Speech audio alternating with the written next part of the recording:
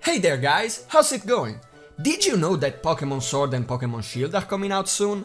Yeah, what are without question the most controversial couple of entries in the Pokemon franchise are upon us. But you know what? In spite of all the negativity these games earn for themselves, I still want to celebrate new entries in a franchise I love and grew up with. And what better way to do so than dedicate today's episode of Pokevolution to the mascot of Pokemon? That's right, today we discover what the ancestor of all electric mice look like. Let's go! Pikachu. I'm sorry about that. I had to. I'm sorry. Okay, first of all, we need to establish what the family tree of Pikachu looks like and who are its members. This is an easy feat. The so-called Pikachu clones are a number of Pokemon Game Freak keeps adding to with every generation that have several characteristics that relate them to the yellow mascot of the series. First and foremost, they all look a bit like Pikachu. They are all electric type and they are all based on different rodents. Almost all of them, but we'll get to that. So, who are these Pikachu clones? Starting in Gen 1, of course we got Pikachu and its evolution Raichu. Gen 2 introduced Pikachu pre-evolution Pichu, who I don't know why you would main in Smash, but then Gen 3 gave us a couple of two new members of the family, Minun and Plusle. Gen 4 gave us Pachirisu, Gen 5 Emolga, then Gen 6 gave us Dedenne. Gen 7 it's interesting. Togedemaru is the Pikachu clone for this generation, but I'll be harassed in the comment section if I fail to mention Mimikyu. So let's get this out of the way. Mimikyu is not part of the Pikachu Clones Club. Despite its best efforts, this ghost-type Pokemon resemblance with the electric mouse is not due to the fact they are closely related to each other, but rather is a fascinating example of aggressive mimicry in the Pokemon world. But we'll talk about this guy some other day. Oh, and yeah, these upcoming games introduced us to the newest and last member of the family, Morpeko, a little furball of hungry angriness. Okay, so, we know the members of this phylogenetic branch of Pokevolution. Now it's time to figure out how to place them. Well, for a start, we can conclude Plusle and Minun must be closer to each other than to everybody else. I mean, I don't think there are two species of Pokemon that look more similar to each other than these two over here. This means they must have diverged from their common ancestor quite recently. So let's go ahead and draw their ancestor first. Now, a common ancestor for two animals very rarely looks like a fusion of the two. That's not how evolution works. But this is where the artistic side of Pokevolution comes into play. I mean, it's Pokemon we're talking about, and everyone but me has made a fusion of Minun and Plusle, so I might as well do mine and try to justify it with a bit of lore. This guy has the ×X symbol on his cheeks. Its accent color is the combination of the red from Plusle and the blue from Minun, and his tail is V-shaped, though he has the same design reversed on his little butt, so it looks like an X. So there you have it. I'd like to introduce you to Deepole, the Circuit Pokemon. Inside its body, different electrical charges build up constantly. In time, the disparity of charges will cause the Pokemon to discharge electricity. If the Pokemon can find a target to discharge its electricity into, it will get hurt, as Deepole aren't fully immune to electricity themselves. In order to prevent this, these Pokemon spend most of their time cheering and dancing, so to safely release some of their energy. There we go, Deepole, the ancestor of both Minun and Plusle. So how did this Pokemon Poke-evolve into the electrical duo we know today? Well, as previously stated, Deepole uses its electricity mainly as a defense mechanism, and can't fully control it. In time, due to genetic mutation, some Deepole found the positive electrical charge inside their body grew at a faster rate than the negative charge did. The opposite was true for other individuals. What was the same for the true group was the fact that members of the opposite charge and of the opposite gender found each other more attractive. So in time, the true group kept diverging from one another, while the original, neutral form began disappearing. And so we ended up with two different, yet very closely connected Pokemon. Well, let's keep on going. What member is the closest relative to Minun and Plusle? Where did Deepole come from? In my opinion, there is a certain little Pokemon, a cheerful, not very battle-inclined Pokemon, one not yet able to control its electricity, and one that resembles the duo more than any other. Pikachu's younger brother, Pichu. Alright now, designing the common ancestor for both Deepole and Pichu evolutionary line was kinda difficult because I had to incorporate elements from Deepole and Pichu as well as from Pikachu and Raichu. So the color on the cheeks of this guy is more like that on Deepole's cheeks, and whereas Deepole's tail looked like an X, this guy's tail is shorter and kinda resembles a Y. Initially I thought I might give him an evolution or two, just like Pichu, but eventually I realized this is an exception in this group, and this whole family of Pokemon probably developed from a common ancestor who did not evolve. So here we go. Primachu, the tiny mouse Pokemon, can create small electrical charges inside special cheek sacs. When threatened, this fearful little Pokemon will release electricity from its cheeks, trying to discourage its opponent. This defense mechanism, however, is very dangerous, as Primachu are all but immune to the same electrical discharges they generate. With time, a population eventually transformed and developed an evolution fully able to control the electric power within themselves.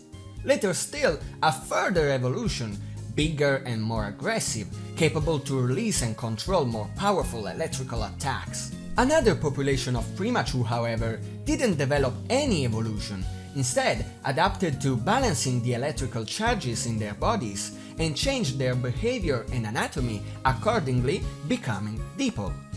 Okay, I think we have this branch of the family pretty much figured. Let's move to another branch and another couple of electric rodents. We need to come up with a possible ancestor too. Emolga and Pachirisu will be the members of a second branch of the family, the squirrel-like branch. But let's pause for a second and take a closer look to Emolga over here, because at first I wasn't even sure she belonged here. See, the thing is, she looks like a flying squirrel, right?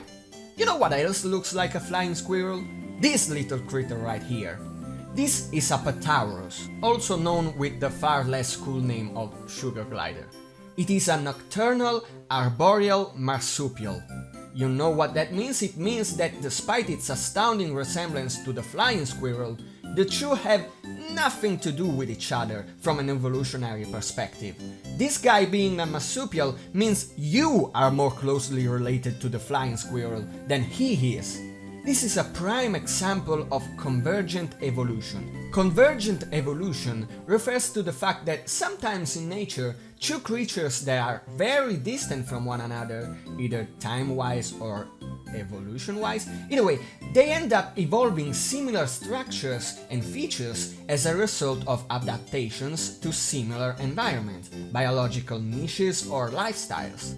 It's such a cool thing that happens in nature, but it makes our walk a bit tricky. Is Emolga based on a true squirrel, a rodent as the rest of the pika-clones, or a flying marsupial? I needed confirmation, and luckily enough, those were easy to find, as I discovered Emolga is specifically based on the Japanese flying squirrel. How can we tell for sure? Well, part of the Pokemon name is also part of the scientific name of this flying squirrel. So, there you go. Emolga, welcome to the club. Alright, let's get into the designing phase. Both Emolga and Pachirisu are white in color with yellow cheeks, but their accent color differs. One is black and the other is a very light blue. In fact, was I the only one who thought Pachirisu was part ice type the first time I saw it? I decided to go with black, and after some time figuring out what to do with the ears and face design, I knew I was done.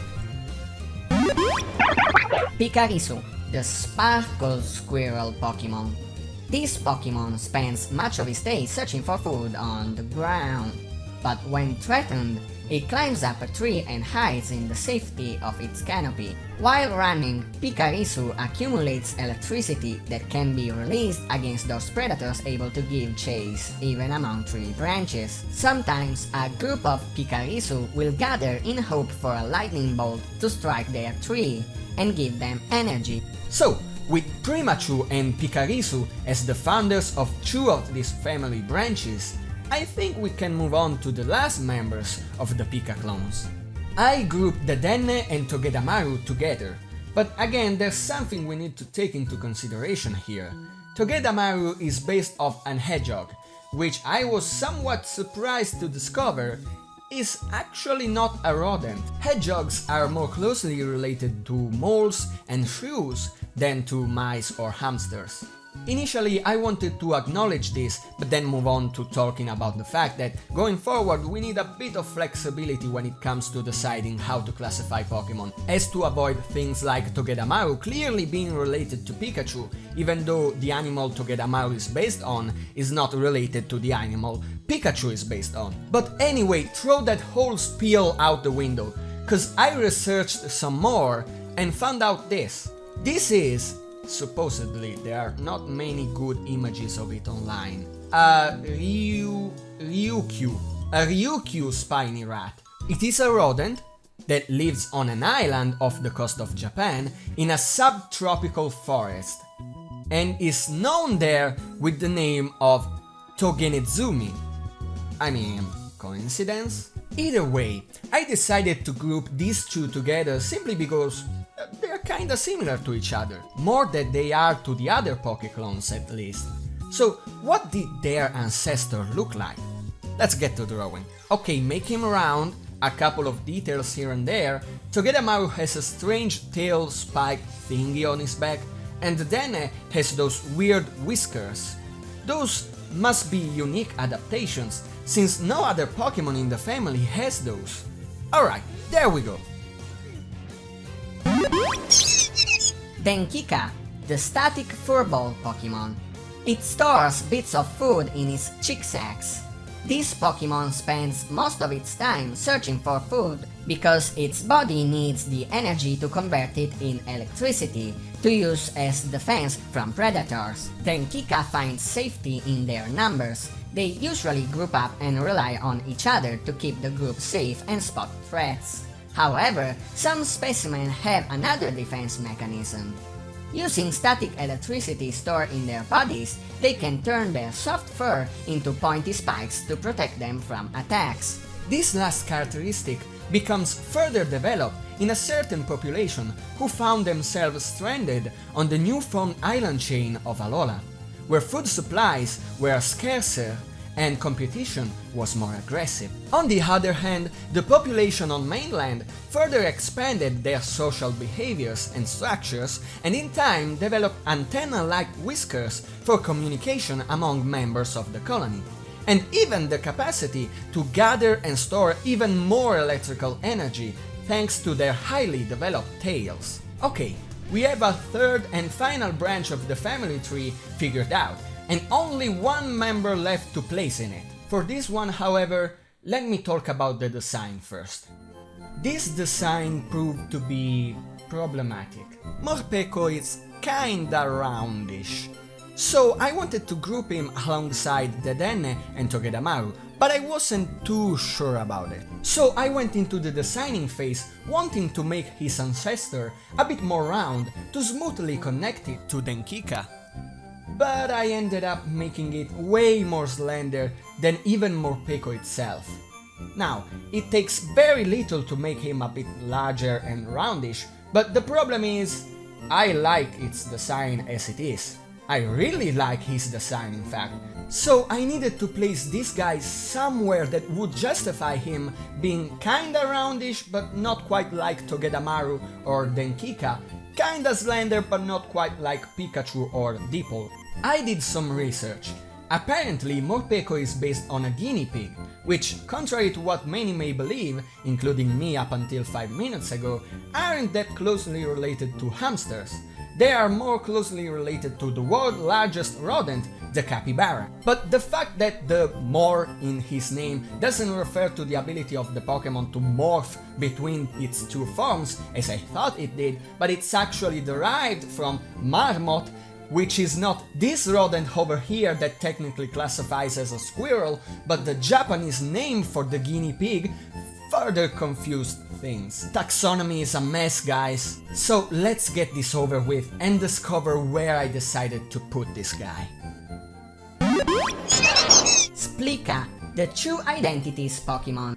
Let's get into the lore of this Pokemon Pokevolution right away. We know how supposedly the Kalos and Galar region are very close to each other. That's why Denkika populations were able to spread across the two lands. In Galar, however, thanks to human intervention, there was another electrical mouse whose population was increasing, the ever-popular Pikachu. But food was initially plentiful and the two species coexisted peacefully.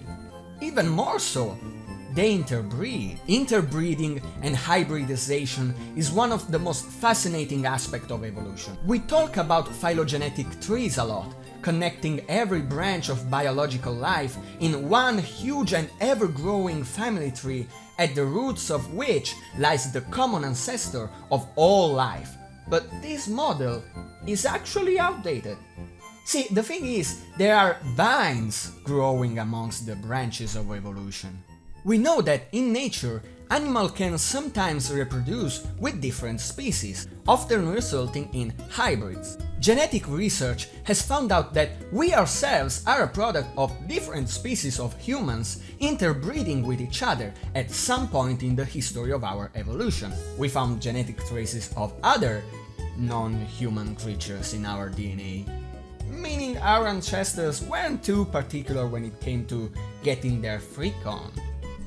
Speaking of, Game Freak has introduced breeding in the second generation of Pokemon, and let's just say that Pokemon, they too are not too picky or logical when it comes to choosing a mate. But although you can breed a Gardevoir with a Slugma, the resulting and probably traumatized offspring isn't a hybrid creature. There's no species of Pokemon out there which you can only obtain through inbreeding, right? Except for Fion, that is. So we know that, as wildly nonsensical as breeding in Pokemon is, hybridization at the very least might occur. And Splika, being very similar to both Denkika and Pikachu, though unintentional, might be a result of inbreeding between the two species.